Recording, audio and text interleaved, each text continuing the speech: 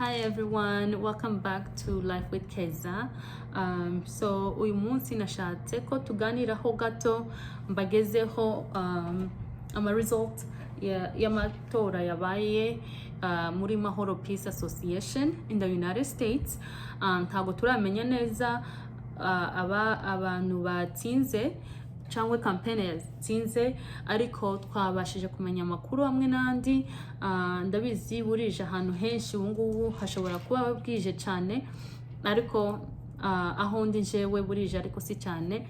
So twabashije kumenya amakuru y'amastate amwe candidate wacu yatsinziyemo, so nashatse kuyabagezaho, ariko andi makuru ntabwo turayamenya. So ubwo nituyamenya tuzayabagezaho. Mbere yuko mbabwira ayo ma state, hari aka message nashakaga gusharinga kuri famille ya Mahoro Peace Association. Nashaka kuvuga ko tugomba gusupportinga umuntu wese uzatsinda. Tugomba kumusupportinga, tukamwambara akatuyobora, natwe tukamukurikira k'umuyobozi wacu. Hanyuma n'umuntu watsinzwe, which is normal, nawe tugomba kumusupportinga. Azaba afite ibitekerezo byiwe ashobora kugeza muri association ya Mahoro, so tugomba nawe kumuconsidera tukamusupportinga. So ikindi nashakaga kuvuga, especially muri state yanje tuyemwo, kuko ariyo nabonye, ariko I'm sure n'ahandi niko byagenze. Shaka gushimira abantu bose bitwaye neza muri aya matora. Amatora yagenze neza muri Arizona, byagenze neza, byari bifite order imeze neza, ukuntu babipanze, byari very organized. So I appreciate abantu bose babaye involved, abantu babaza amatora, abantu bari kuri sites bari kuyobora abantu, babigenjeje neza cyane, kandi ndabashimira kuko nta kavuyo kabayeho. Buri muntu yagendaga bakamuheza forms ziwe, akagenda akicara agafilinga, agatora umuntu ashaka.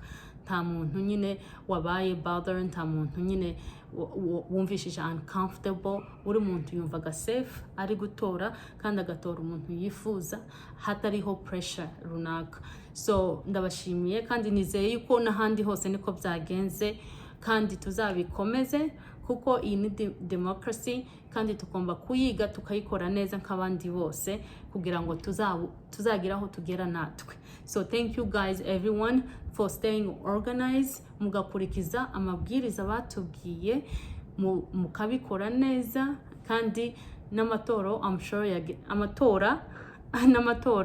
I'm sure yagenze neza. So ntabatindi, nashaka kubabwira kuko nabivuze ama results y'ama state amwe nabashije kumenya kera yarangije kubara ama results. So ndatangirira hano Arizona, of course. Kandi babibaza so fast, it was amazing, kuko abantu imitima irahagaze, abantu banze kuryama including me. Nukuri nabuze ibitotsi kuko nshaka kumenya uwatsinze. Kandi to be honest, jewe ndabashigikiye bombi. Uzatsinda wese jewe ndamushigikiye, kandi I wish them the best, kandi tuzamusupportinga. So mu matora twabashije kumenya, barangije kubara Arizona, babashije kuduheza ama result. So ndavuga mu mwanya wa president gusa, kuko nyine abandi obviously ni benshi, ariko jewe nshaka kufocusinga mu mwanya wa president.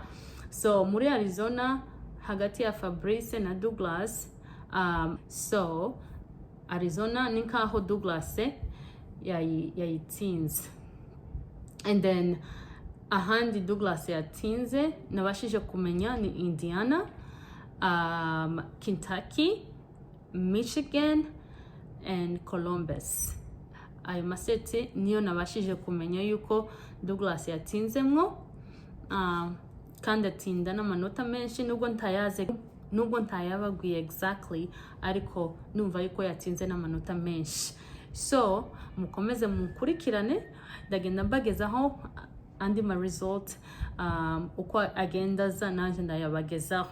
Ariko ni ukuri tushimiye abakandidate bose biyamamaje kandi n'amakampene yabo byagenze neza. Ni ibintu bishimishije kuba association igeze muri urwo rwego. Ndibuka ndi umwana muto batangira ino association, so igeze ahantu heza kandi tuyishigikire, kandi n'abasore twese tube involved, turebe ukuntu twafasha abayobozi bacu, tubaheze ama ideas, nabo batuyobore batubwire icyo twabafasha, tubikore kugira ngo duteze iwacu imbere. So guys, nkuko nabibabwiye nibyo nashakaga ko tuganiraho. Nimbona ayandi ma result ndaza mbamenyeshe. Ndabizi ko abantu bose imitima yahagaze imitima yahagaze, tibari kubasha kuryama no kurya byanze no kurya byanze. Even myself, I look so tired kubera nyine it's late over here, nanze kuryama kugira ngo ndebe nimba hari andi makuru atugeraho. Maybe ashobora kutubwira n'umuntu watsinze as a president n'abandi bose bakurikira, ariko ntibishoboka kuko bataratuheza ama result, kandi sinzi nimba bayaduheza rino joro, bashobora kuyaduha ejo. Ariko twihangane dutegereze turebe umuntu watsinze kandi tuba supporting kuko nabivuze. So guys, no kuri, thank you so much for watching this video. Stay tuned kandi stay tuned and wait for the other results. Kandi we're excited, we're anxious, ariko good anxious kuko nabivuze bombi abantu ba running for president barabishoboye, n'abandi babakurikira nabo barabishoboye kandi bakorera ubwoko bwacu. They're good examples kuri twegwe twese. So bari good example, batwereka ukuntu tugomba kuzitwaramo neza. So tabatindiye, nizo nashakaga ko tuganiraho. Stay tuned and I'll give you more information as it comes in and more results. So I'll see you later. Bye.